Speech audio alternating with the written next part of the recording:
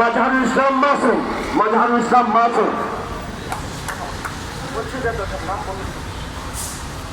বিসমিল্লাহির রহমানির রহিম।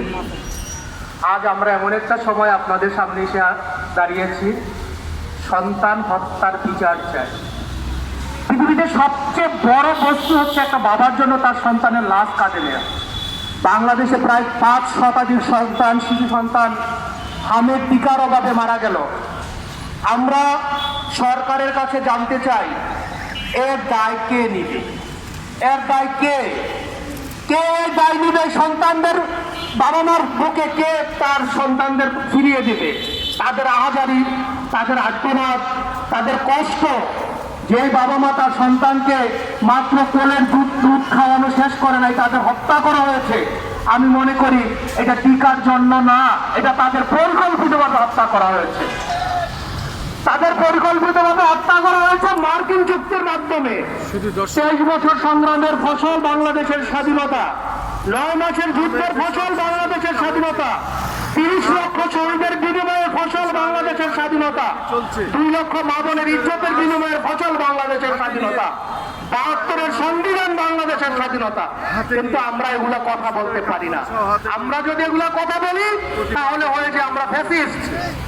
ভাইরা, ফ্যাসিস্ট যদি 72-এর সংবিধানের পক্ষে কথা বলার জন্য যদি ফ্যাসিস্ট হতে হয়, তাহলে আমি 1000 বার ফ্যাসিস্ট হতে রাজি। যদি 72-এর সংবিধানকে ধারণ করার জন্য ফ্যাসিস্ট হতে হয়, আমি 1000 বার ফ্যাসিস্ট হতে রাজি। যদি মুক্তিযুদ্ধের পক্ষে কথা বলার জন্য ফ্যাসিস্ট হতে হয়, আমি 1000 বার ফ্যাসিস্ট হতে রাজি। এই বাংলাদেশ মুক্তিযোদ্ধার দেশ। বাংলাদেশের প্রতি বর্গ কিলোমিটারে 5 জন করে মুক্তিযুদ্ধ গুণী আছে। ভাইয়েরা, এই ফ্যাসিস্ট যদি হতে হয়, মুক্তিযোদ্ধাদের পক্ষে কথা বলি ফ্যাসিস্ট হবে। ভাইয়েরা, 18 মাস ইউনুস বন্ধের যে অপকর্ম, যে লুটতরাজ, এগুলো আমরা জাতিসংঘের মাধ্যমে তদন্ত চাই। ইউনুস বন্ধের পাসপোর্ট জব্দ চাই। তারা যাতে বিদেশে পালিয়ে যেতে না পারে সেই পদক্ষেপ চাই।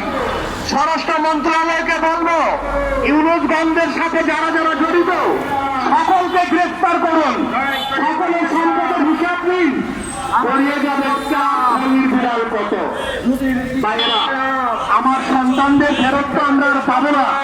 আর যাতে একটা মায়ের বুক খালি না হয়, আর যাদের হত্যা করা হয়েছে তাদের যাতে বিচার করা হয়। আরেকটা জিনিস, রাজনৈতিক প্রতিহিংসার কারণে যে সমস্ত সংবাদকর্মী জেলখানায় আছে তাদেরকে নিঃশর্ত মুক্তি দিতে হবে। মুক্তি দিতে হবে সংবাদকর্মীকে। সংবাদকর্মীদের রাজনৈতিক প্রতিহিংসার কারণে আটকে রেখেছেন কেন রে ভাই? 72-এর কথা বললে, 71-এর কথা বললে কি ফ্যাসিস্ট? তারা কি রাজাকার? তারা কি স্বৈরাচার? 72-এর